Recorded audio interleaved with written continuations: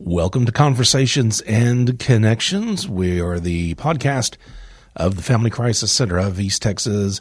Stuart Burson with you today. Going to remind you before we get started again about the upcoming Safer East Texas training, otherwise known as SET. That will be on June the 10th at the Pittsburgh Garrison Civic Center. We still have spots available if you would like to register. Some great speakers talking about a variety of topics. And, of course, anybody is welcome to attend, but this is probably really geared towards law enforcement, nursing, those in the legal profession, social workers, folks in those fields. We are going to offer for law enforcement, there's going to be 8 TCOL hours available. There's going to be 6 continuing education, legal education hours, 8 continuing nursing education hours, and we'll also have some continuing social work education hours as well at the Safer East Texas training. Again, that's coming up on June the 10th. In fact, me and Will, my coworker, pounded the pavement the other day, passing out flyers, going around to law enforcement. We did go to the Lufkin PD. We also went to the Angelina County Sheriff's Office. We went to a lot of attorneys' offices there in downtown, went to some of the doctor's offices, went to the hospitals to try and just let people know about the Safer East Texas training coming up. Also, the Blueberry Cupcake Battle, that's just a few days after that. That's going to be on June the 13th in Nacogdoches. And, of course, the Family Crisis Center has a big history with the Blueberry Festival by always sponsoring the Blueberry Cupcake Battle.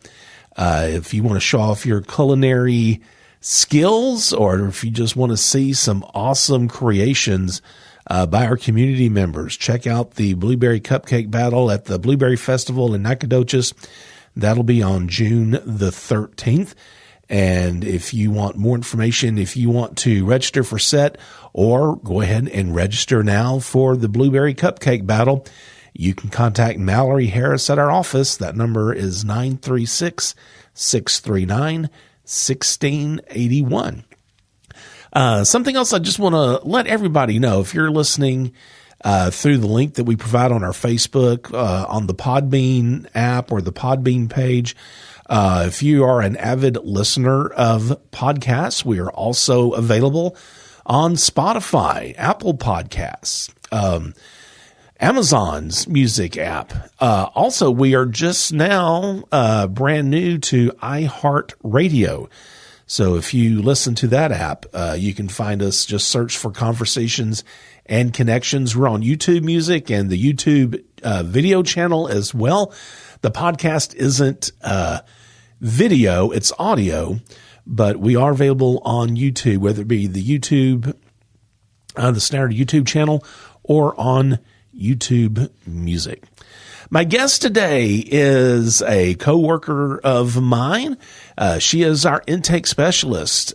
She is the very first person, if someone is coming into our agency and they are seeking services, more than likely they are going to see Melisa. She is our intake specialist. She is the first person that's going to kind of assess their needs and figure out what type of services would be best for them.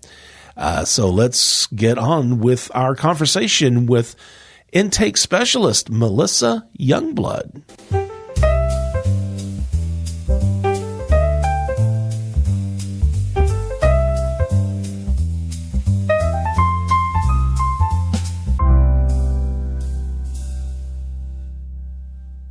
How's it going? It's going great, Stuart. Well, you just got back from a big conference? The Crimes Against Women's Conference in Dallas. Okay.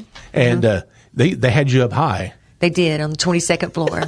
Not a big elevator fan. So kind of messed with your hearing, or your ears just a little bit, right? Mm-hmm. So also you just came off call as well. I did. Yeah. At 2:00. So what's that like? Being on call? Yeah. It wasn't a lot this time. They are going to be stepping it up where law enforcement is going to be. All the law enforcement agencies had a meeting with the agency, and they're going to be calling when they have a client, when they go out on a DV call, they'll be calling the on-call phone for us to be able to either help get them to the shelter or to schedule an appointment for outreach, for a legal advocate, or whatever services they need, or to help them, put them in the right direction of other community services that might be able to help them. Okay.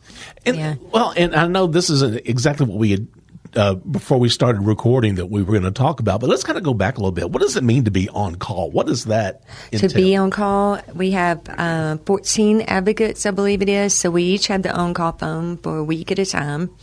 And while we're on call, it's for sexual assault nurse examination calls and IPV strangulation calls.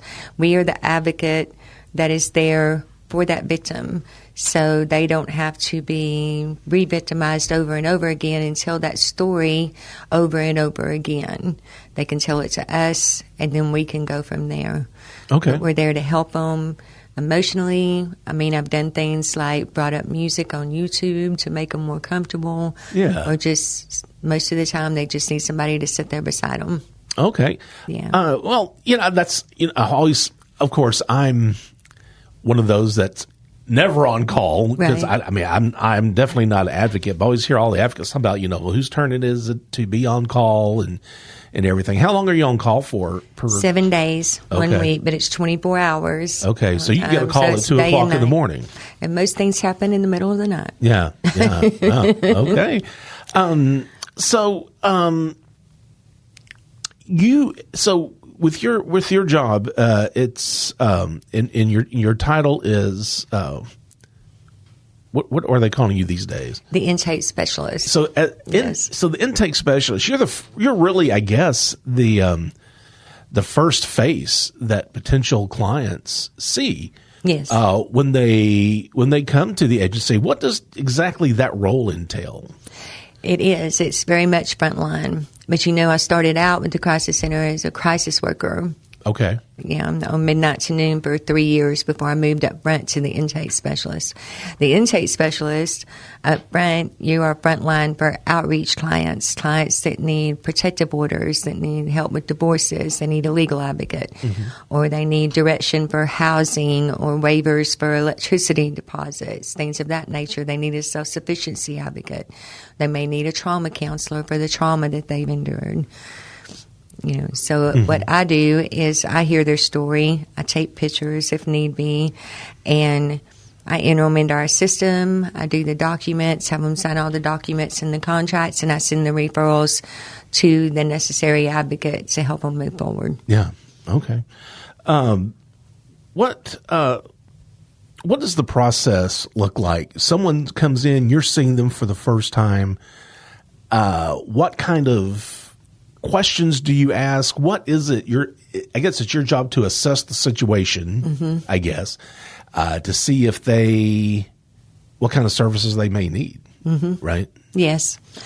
First, I have to establish that we serve victims of domestic violence, sexual assault, and human trafficking. So I have to ask the appropriate questions to make sure that we can help them as a client. And if we can't, then I'll refer them to other community services. But basically, when they walk in, I say, tell me what's going on. Why do you think you need our services? And then they tell me their story. Usually they tell me in reverse what just happened either that week or the week before, and then what's been going on, for any length of time, for me to be able to determine what kind of services that they need. Yeah. Yeah. How, you're talking to people that may be at some of the lowest points in their life. Yes. How does that affect you? Like, do you take that home with you, or how hard is it not to take these burdens home with you every night? I guess when I first started, it did seem hard or heavy, I guess. Yeah. But I've learned. I've been with the crisis center starting my 11th year in August, so it's not anymore. I know how to surrender it. Does that make sense? Yeah. I know how to surrender it and just let it go. My mantra is if I can't control it, it doesn't belong in my brain. Okay. Well, that's good. You know, and I've asked our SANE nurse, Kim, the same question, you know, because, you know, she sees a lot of heavy stuff. And it's like, how in the world do you deal with that to where it doesn't affect your personal life? You know? Right. I do. I have outlets. I have exercise and meditation. And of course, you know, I know we'll get into that later, but I'm very occupied at home too. So right. So my mind doesn't stay on any one thing to focus on that thing. Yeah. I don't try not to ever focus on the negative in any situation. I try to spin it around. Yeah. Yeah. How's it talking with the clients? Do most of them, obviously, they want help. They're coming to us. But do you ever have a client, it's really hard for them to talk about what has happened, but you need to know that information? The only ones I have tried to work with that it's been that way, they've been made to come to us by CPS or some other functioning agency. They have to come, you know, so they don't want to share what's been going on with them because they don't agree with what's going on in their life at the time. Well, how hard does that make your job when you're dealing with something like that? Well, it doesn't really make it hard. I just let them know these are your choices, you know, and this is what we have to offer. And if you want to move forward and you want to move forward with not just yourself, but with your family as a whole, then these services can benefit you. Okay. But in order for me to know where to refer you and how to help you, you're going to have to share with me the truth about what's going on. So ultimately, it's still going to be up to them. It is. It's up to them. If they want and the some help do, and some don't. Yeah. It's their choice. Yeah. Right. When you talk to when you're talking to someone, have there ever been any incidents where you've had to turn someone down with, "Hey, I'm sorry, but you don't qualify for services"? Yes, we've had specifically walk-ins, and they walk in. We've had mental health, what we refer to the Birch Center, you know, and we've had when they're homeless, they're not victims of domestic violence, sexual assault, or human trafficking. They're homeless, so we have places in Lufkin where we can refer them to. Yeah, right. There's always other community resources that I can refer them to if we're not the agency that can help them. Yeah. Well, and I guess I always think, because, you know, all of my years here at the Family Crisis Center, there's been a handful of times where I've had to answer the phones up front, and you know, I'm like, oh my God. And even those few times where I've answered the phone, I think some people, they need help, whether they're homeless, they need mental health. Well, they see Family Crisis Center. Yes. Without really maybe knowing what our mission is. And so they call. And so I guess it's safe to assume that some people may just show up as a walk-in. Hey, I need help. And then you have to break it to them. Yes. Well, you may need assistance, but it's not assistance from us, I guess. But we have, with the coalition, we have, you know, we have every number and name of every nonprofit in Lufkin where we can refer them to get that help. Right. Yeah. Okay. So you kind of said at the beginning, when you started off at the Family Crisis Center, you weren't doing this. What were you doing when you first came on board? When I first came to here the Crisis Center? At the Family Crisis Center. When I started back in August of 2016, I was actually in my last 3 months of rehab at the Lufkin Dream Center. Okay. When Whitney hired me. Okay. Yeah. Okay. And we'll get into all of that here in a minute. So that's what I was doing. I know a lot of people, they come in and they work them, you know, up through different positions here. I was a crisis worker and then the intake specialist. Okay. Yeah. So I've seen you, I've heard you tell your story before. And Melisa, I will say, I think you really have lack for a better word, a fascinating backstory on how you arrived to where you are today. Do you mind sharing that with us? No, I don't mind. So how did you find yourself here? I mean, again, I just think your story is incredible. Thank you. So I was born and raised in Lufkin. And I'm going to ask, before you begin, I'm going to ask you, pull that microphone up to you just a little bit. There you go. Awesome. All right. So I was born and raised in Lufkin by a wonderful Christian family. When I was 17 years old, I was sexually assaulted. And I did not tell a single soul. And I did not tell a single soul until I was, I think, 50. You were there. We were at the Walk a Mile in Her Shoes at SFA. That was the first time I ever shared that story.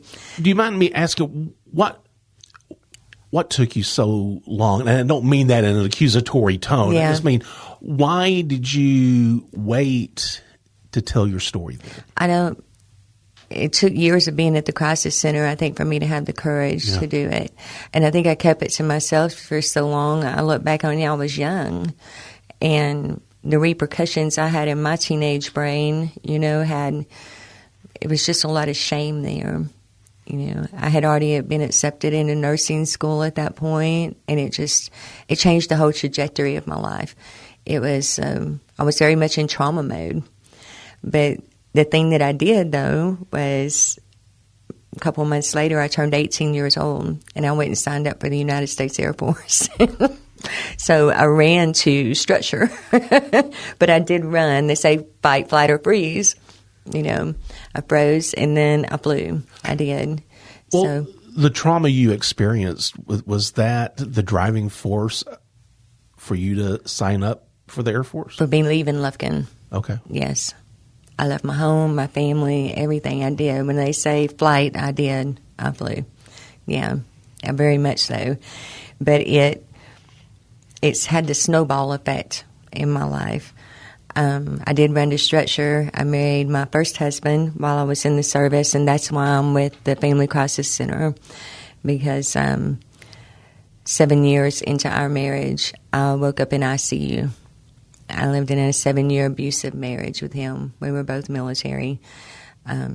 He was court-martialed and locked up, and they sent me and my 2 children from that marriage back home to the States. And then I just started trying to make it on my own as a single mom. And I was doing that, and met my second husband and had 2 more children. And my second husband was a disabled vet, and he was on the DMZ in Korea. So I got a phone call at work one day that he'd been in an incident, and he had actually killed a man. A man had died. She pulled the gun on my husband, and my husband turned the gun around, went in through his shoulder, and it blew out his lung. So my husband went to prison for that, and he died in prison about 3 years ago. And after that, it was empty nest. I had 4 children. I'd had children since I was 19 years old, and then when I hit 46, 47 years old, I shattered my leg. I got a compound spiral fracture in my shin bone, my fibula and my tibula. How did that happen? I tripped over the neighbor's dog. It was in my yard. Oh, man, if you're going to do that, it has everything to be... I did in the service that was dangerous. Never had a broken bone. But then there you go. Tripped over the neighbor's dog, yes. Okay. But anyway, when I did that, the VA put me on hydrocodone. And 2 years later, that hydrocodone had really done a number on me and my body. And I think I look back on it now, and I think it was the combination of the narcotic medication and the empty nest. Like I said, I'd had children since I was 19. I had 4. There was no more school clothes and school supplies and kids in the house, and it was what to do with myself. And it was, I don't know, I look back on it now, and I guess I was just in a very dark place, and that medication very much made it that much bigger. So I went to the VA for them. I was on a waiting list for them to repair the hinge in my ankle where it compounded there. And they said, well, we've got you on too many of these. And me on $240 a month for 2 years. So, wow. Yeah. So it's affecting your kidneys and your liver and all these things. And they wanted to put me on a stronger narcotic. And I pieced out. I haven't been back since. I went home and I started trying to detox myself. And my youngest daughter found me in the bathroom floor. I was very sick. When you try to detox off of a narcotic medication, they say it's very comparable to trying to detox off of heroin. It's horrible. You're very sick, and it was just horrible. So it scared her. So she called my sister-in-law, who was a probation officer in Angelina County at the time, and she came. And she got me in with ADAC with Miss Linda Franklin there, and she got me into the Burt Center detox program, which no longer exists. It's kind of, I look back on my story, and it's like everything was in place to help me, and it just fell down like dominoes behind me. Yeah. Because they had the detox center at the Burt Center, which they can no longer do that now because some sort of new guideline with the state, you can't have mental health patients and detox patients in the same building. So I was there for 2 weeks, and then all four of my grown children sort of ganged up on me and said, "Mom, you've been doing everybody else your whole life. Take this year and just do you." And I had been accepted into the Lufkin Dream Center, and I was the last person to graduate there. I did the whole 1-year program, and that's 3 months before I graduated from there. I had applied at the Family Crisis Center as the crisis worker. And when Whitney called me, I still remember her words. She said, "Melissa, I was still in rehab. I really didn't think I was going to get that phone call." It was the last 3 months is when you would try to get a job and a car and find a place to live and start your life back over so you can move forward. And it was probably the most peaceful time of my life there. And when Whitney's words, she said, "Melissa, if you are still available, you have the presence that we have been looking for." That's what she said to me. And I started work. Right then that August. Okay. And I've been there ever since. Yeah. Yeah. Wow. What inspired you to apply for a job at the Family Crisis Center? I wanted to help women in crisis. I felt like I just told you my story. I had been in some form of crisis since I was 17 years old. And here I was 30 years later, 47 years old, and I was still that woman, and I didn't want to be that woman anymore. And the way I seen to move forward was to take that energy that was inside of me and help others. Mm-hmm. And inadvertently, by helping other women in crisis, I've healed myself. Yeah. Yeah. Well, it's amazing, first of all, that your first crisis, being sexually assaulted, you didn't really seek help for that. I mean, you handled that by yourself, and that is such a huge burden for someone to do and to handle by themselves. When you accepted your job as an advocate here at the Family Crisis Center, and you're seeing other women in the same situation, how did that feel? Did it give you any flashbacks or an uneasy feeling, or were you okay with hearing other women's stories? No, it was no flashbacks. I think if anything, it gave me insight that I had the tools for them to get help. I didn't have those tools. Okay. There were no places like the Family Crisis Center when that happened to me. Yeah. There were no places like the Family Crisis Center when it happened in my first marriage with the domestic violence. But I have the tools to tell them you don't have to pack it down. And that's what I did. Yeah. Packed it down. And then when I turned 47, all that stuff started coming back. And that's why I ended up addicted to those pain pills. Yeah. Yeah. But I have the tools. I can give them the tools of the trauma counseling. I can give them the legal advocate for that protective order. I can give them the tools that they need to be able to move forward with their life safe. Mm-hmm. Yeah. Well, and I think about, and I know better than to ask you how old you are. I'm not even going to do that. But I think you and I are probably close, around the ballpark of the same age. And I remember when I was a young adult, although being a male, we have such a big presence on the college campuses. You said you told your story about being assaulted for the first time at an event that we had at SFA. I don't remember anyone ever, when I was in freshman orientation, when we were doing all these things, I do not remember anyone informing us of services that are available to students. Because they weren't. I don't and think, maybe were. I don't think they were. And if they were, they were very far and in between. Well, yes. And I've had this discussion before. It's like, did they have these services and it was up to us to figure it out? They did not tell us, or did they just not have these services? Like I look at SFA now, they got that whole hub, the health center there where they have counseling. They have a whole room where you can go and just chill out, and it's nice, it's peaceful, it's dark, and everything. I can almost promise you they never had anything at the school I went to. No. They just kind of made it, I think now society as a whole, we're just more aware of of things like this. Yes. Have you ever, in your experience doing this as being an intake coordinator, have you ever talked to a male? Yes. To do an intake? Yes. And I do want to be quick to point out, that's essentially why we changed our name from the Women's Shelter of East Texas to the Family Crisis Center, because we do help men. We do have men who are clients. We will accept men in the shelter. In your experience, I'm sure there haven't been a lot of men you've done an intake for, but what is that like? How is their attitude or their demeanor when they're trying to tell their story to a woman? It's really no different than when the women tell me. I just put them at ease and just tell them this. I have services that I can help you with. I just need to know what's going on.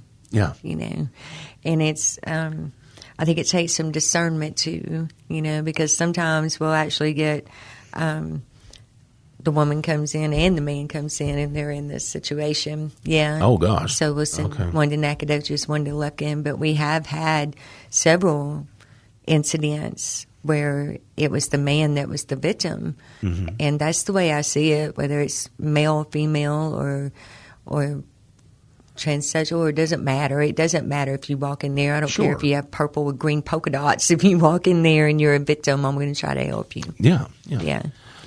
I want to also talk about your role at the agency, at our agency, the Family Crisis Center. That's not the only job you have. That's not the only responsibility you have. I want to talk a little bit about what your other job entails. Okay, so I am the resident manager of the Kirtland House, which is a women's sober living house.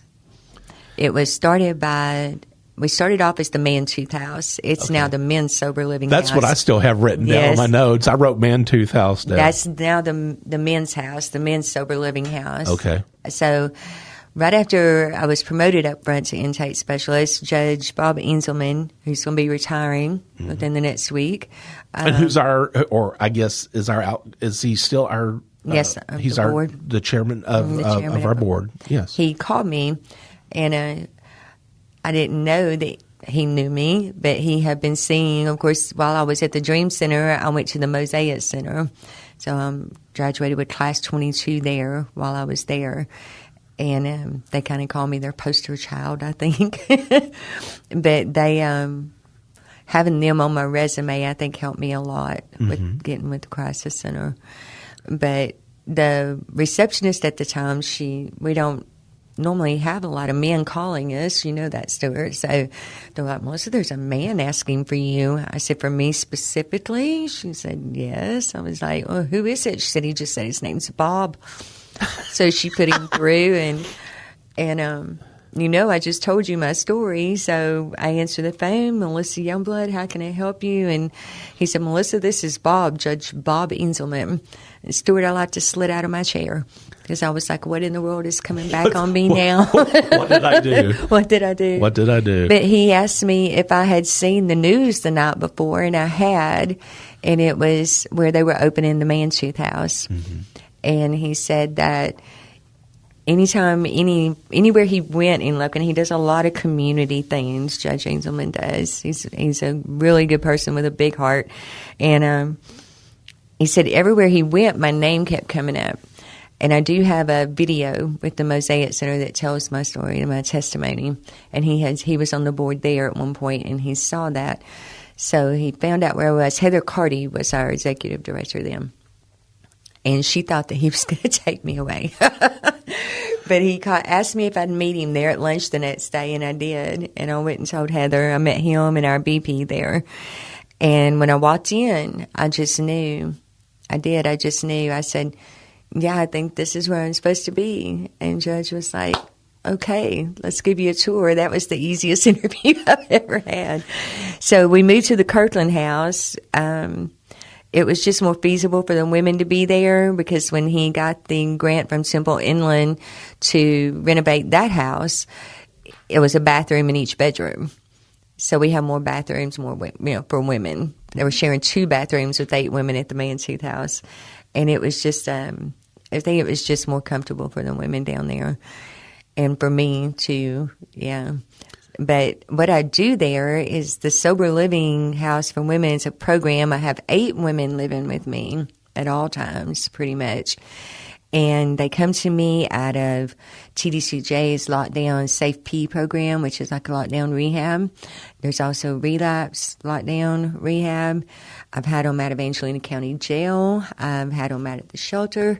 Some of them just come from private rehabs, but that's the criteria is they have to have at least 30 days clean and sober in an approved facility. They come to me. I UA them, I go through their belongings, and then we do our paperwork, and they come in, and they can do 6, 9, or 12 months. Most of them stay with me 12 months unless they're there because of CPS, and then they have to go when CPS. Is that their decision to make 6, 9, or 12, or is that what they're told that they need to No, do? that's their. There are some that are mandated there. Okay. Now, if they come to me through Safe P and Angelina County Probation, then they're mandated to the house. Yeah. They have to stay. But it's never more than a year. But most ladies that are not mandated choose to stay for that year because they see it's going to be a way for them. They pay rent. They maintain a full-time job. They have to get a full-time job within 2 weeks and a sponsor. So besides working this full-time job and paying their rent, they have to attend a meeting every day. They have to do their ADAP program every day, their recovery coach, their sponsor, their steps. They're very busy ladies. So by the time they get home in the evening, they're just as tired as I am, and they're ready to take a shower and eat and go to bed. Right. We do devotion every morning. We have a house meeting every evening on basic life skills things because some of these ladies, Stuart, I love helping women in crisis. I just love what I do. But some of these ladies, they just never had a chance. I've had ladies that were never given a chance. And I've learned this past year, I helped a lady that was born in prison. She started off with no chance. She was born into no chance. And that's what her story was about. And she's doing great now. And a lot of these ladies they're just becoming productive members of society. They're getting their children back. They're living their lives. Mm-hmm. They've got the mindset that they don't, of course they want a significant other in their life, but they're not of the mind that they have to have a man in their life to validate them, to validate themselves. They leave my house empowered that they can do this. They can do it. It's funny you said that. That just kind of brought to mind. I, in the past, have known of a few women, and I'm not saying this is just for women. I'm saying I'm sure there's some men out there the same way. But I've known of some young women that feel like they constantly have to have a significant other. They have to have a boyfriend all the time, and they break up with one. And my thought on that is, devote some time to yourself. Yes. Especially a young person, you got your whole life ahead of you to find that special someone, but don't feel like you always have to have someone. Yeah. And that's what I try to reflect on them. I try to teach them how to surrender. Like I said earlier, if you can't control it, it doesn't belong in your brain. How do you find the time to do all of this? I mean, you're here, you're at the agency 8 to 5. You're on call. You just got off a week of being on call. Plus, you have to do this stuff at Kirkland. Mm-hmm. Yeah. Do you sleep? I do sleep. Yeah. I go to bed with the chickens and I wake up with the chickens. We have curfew there. They have curfew. They have to be in by 9 on weeknights and 10 on weekends. Do you ever feel overwhelmed? Sometimes, but I know where to go when I do. I meditate, I exercise, and I know what to do. Yeah. Yeah, I've learned what to do. Well, I don't know how long we have worked together before I found out you used to be in the Air Force. Mm-hmm. And Melissa, I'm going to be right up front and honest with you. I do not see you in a uniform. What did you do in the Air Force? The fancy name is Aerospace Ground Equipment Technician. Basically, I was a glorified flight line mechanic. And so, next question.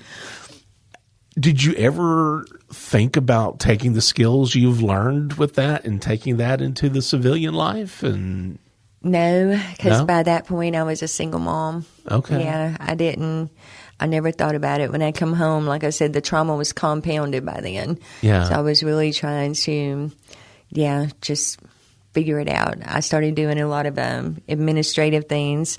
Before I went to rehab, I was running a gold and silver bars in Nacogdoches. Yeah. So my dad used to call me, my dad passed away about 4 months ago now, but he used to call me, instead of the jack of all trades, he called me the Jill of all trades, because I've done about everything a person can do in my life. Well, I have no earthly idea about being a flight line mechanic, but if your car breaks down on the side of the road, would you be able to kind of maybe figure out what's going on, or is that the car I have now? It's a little fancier than what I don't know. They don't make them like they used to, but I could tell if I can wiggle the battery cables, and I can, and those kinds of things. I can tell. I know about my fluids. My dad made sure that I knew how to change a tire, and I knew how to change all the fluids in my car. That's where the mechanic skills came from. Yeah. Yeah, it was my dad.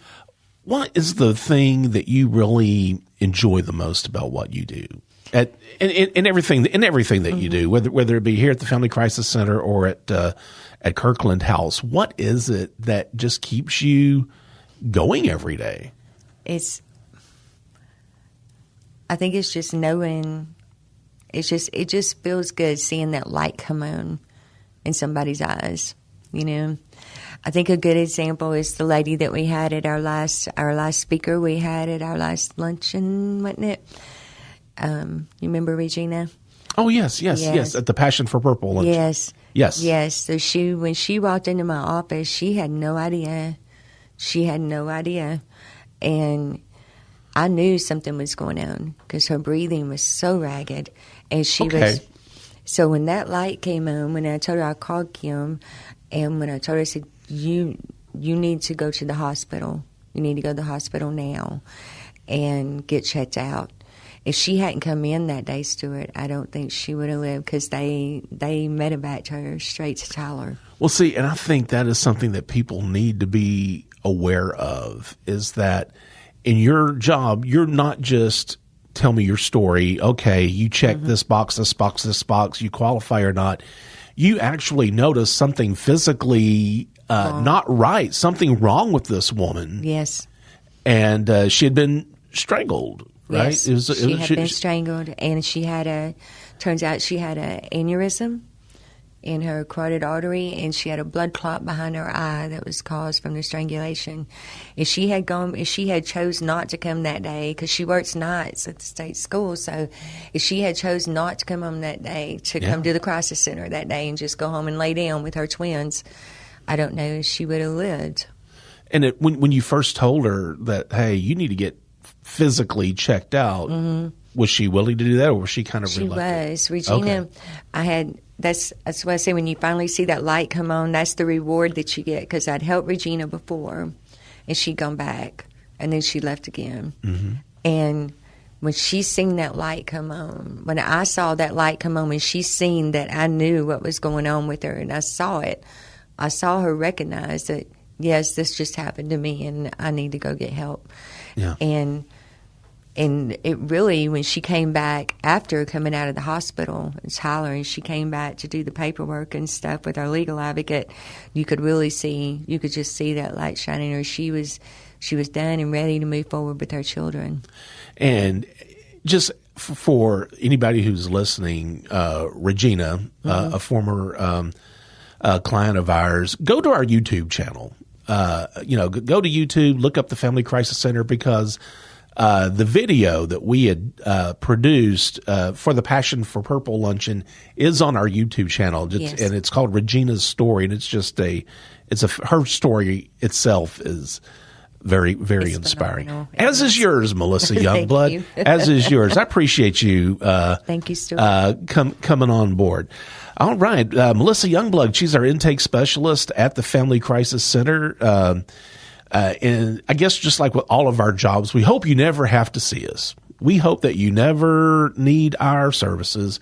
But if you do, I do also always want to give everybody our toll-free hotline number. That's 1-800-828-7233. That's 1-800-828-7233. And if you have any questions about Melisa's story, things that we've talked about on the podcast, you can email us at conversations@fccet.com. Remember, be the voice. If not for you, for someone else.